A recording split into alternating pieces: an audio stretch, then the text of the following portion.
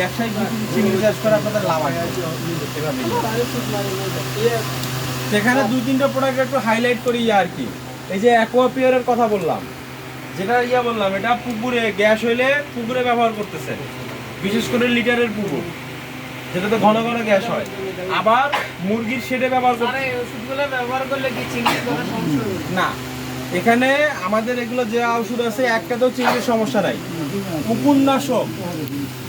উপন্যাসক যদি ব্যবহার করেন তখন এটা পরিমিত মাত্রায় ব্যবহার করতে হবে, নাহলে চিংড়ি মারা যাবে। এখানে কোনো উপন্যাসক নাই। এরপর হচ্ছে এই যে হার্বিসাইড, এইটা পুকুরে মাছ থাকার আগে বা পুকুরে দেওয়া যাবে না ওই সময়। যদি এই হার্বিসাইডটা ব্যবহার করেন এটা মাছে দেওয়া যাবে, আগে আপনার করে নিতে হবে।